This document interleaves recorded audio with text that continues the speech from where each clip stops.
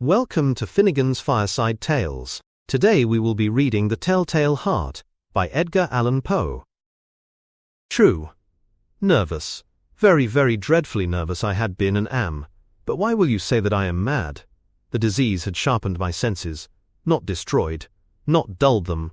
Above all was the sense of hearing acute. I heard all things in the heaven and in the earth. I heard many things in hell. How then? Am I mad? Hearken, and observe how healthily, how calmly I can tell you the whole story. It is impossible to say how first the idea entered my brain, but once conceived it haunted me day and night. Object there was none. Passion there was none. I loved the old man. He had never wronged me, he had never given me insult. For his gold I had no desire, I think it was his eye. Yes, it was this. He had the eye of a vulture, a pale blue eye, with a film over it. Whenever it fell upon me, my blood ran cold, and so by degrees, very gradually, I made up my mind to take the life of the old man, and thus rid myself of the eye forever. Now this is the point. You fancy me mad, madmen know nothing. But you should have seen me, you should have seen how wisely I proceeded, with what caution, with what foresight, with what dissimulation I went to work. I was never kinder to the old man than during the whole week before I killed him. And every night about midnight, I turned the latch of his door and opened it. Oh, so gently. And then, when I had made an opening sufficient for my head, I put in a dark lantern, all closed, so that no light shone out, and latch of his door and opened it. Oh, so gently. Have laughed to see how cunningly I thrust it in. I moved it slowly, very, very slowly, so that I might not disturb the old man's sleep. It took me an hour to place my whole head within the opening so far that I could see him as he lay upon his bed. Ha! Would a madman have been so wise as this? And then, when my head was well in the room, I undid the lantern cautiously. Oh, so cautiously, for the hinges creaked. I undid it just so much that a single thin ray fell upon the vulture eye. And this I did for 7 long nights, every night just at midnight. But I found the eye always closed. And so it was impossible to do the work, for it was not the old man who vexed me, but his evil eye. And every morning, when the day broke, I went boldly into the chamber, and spoke courageously to him, calling him by name in a hearty tone, and inquiring how he had passed the night.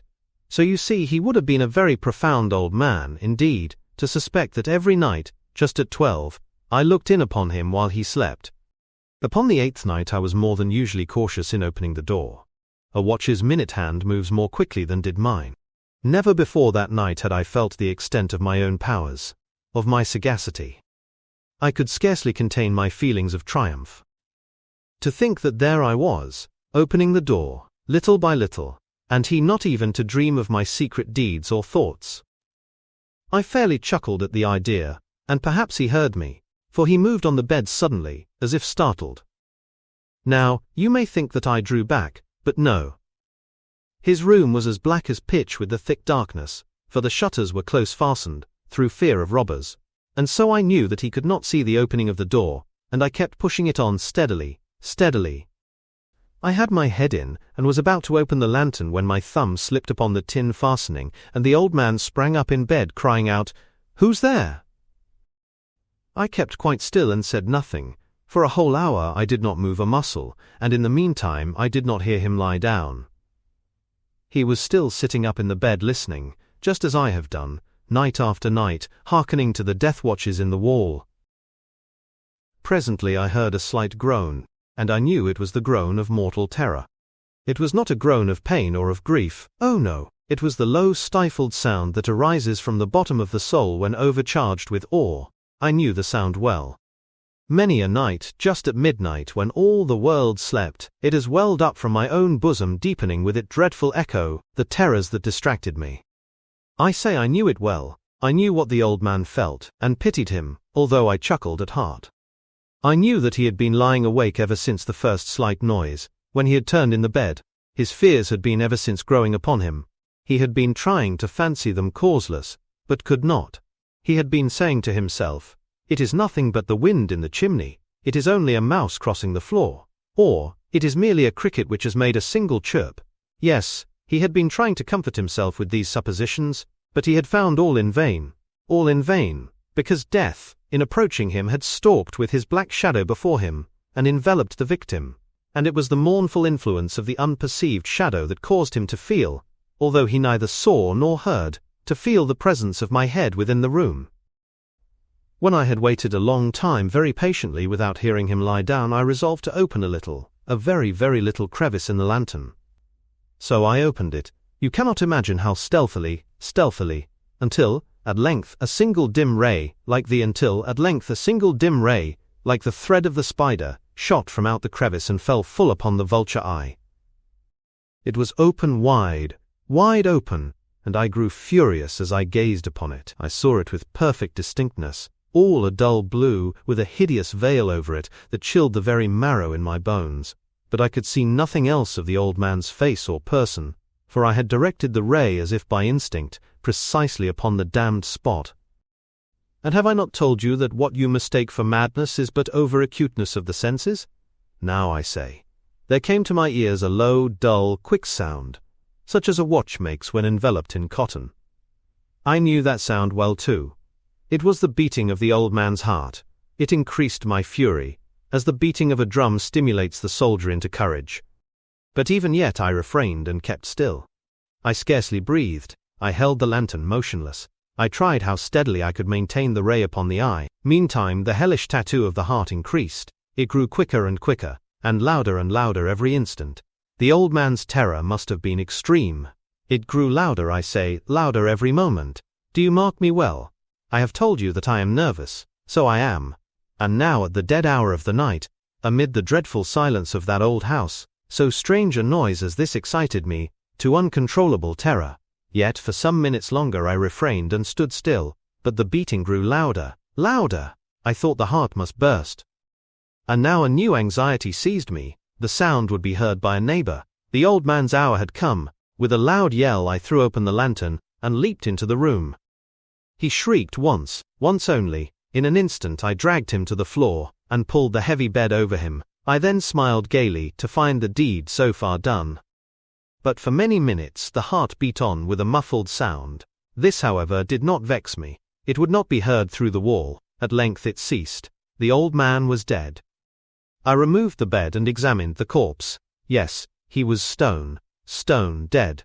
I placed my hand upon the heart and held it there many minutes.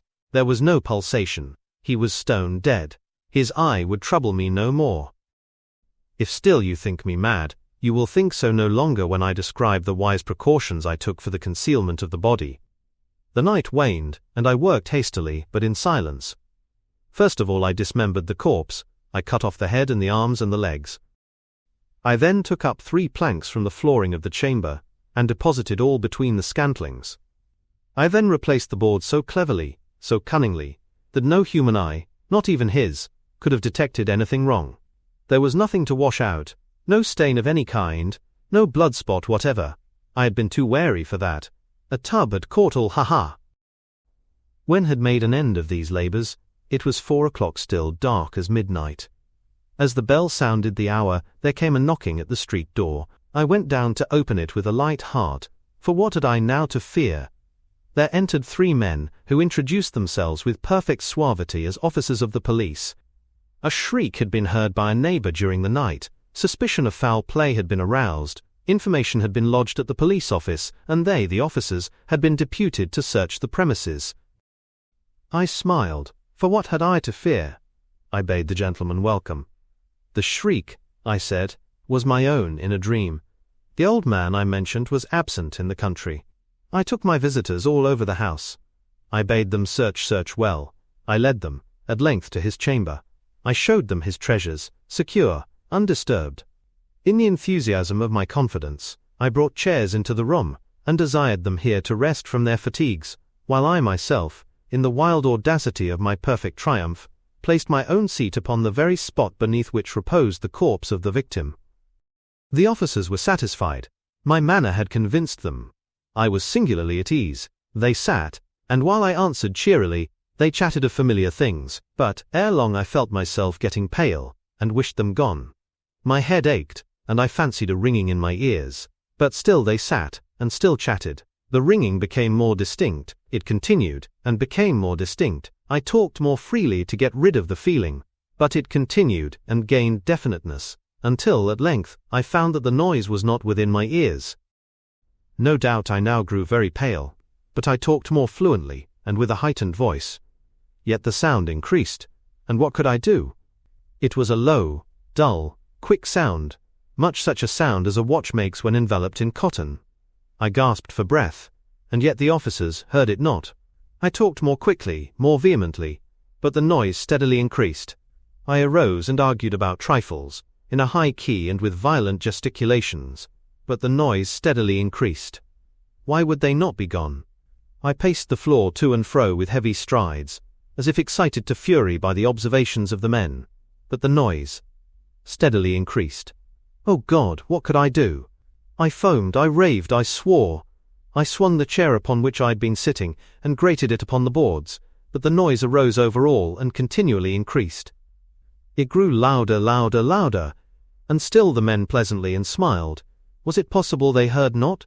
Almighty God, no, no, they heard, they suspected, they knew. They were making a mockery of my horror. This I thought, and this I think. But anything was better than this agony, anything was more tolerable than this derision. I could bear those hypocritical smiles no longer. I felt that I must scream or die, and now again, hark, louder, louder, louder, louder. Villains, I shrieked, dissemble no more. I admit the deed. Tear up the planks. Here, here, it is the beating of his hideous heart.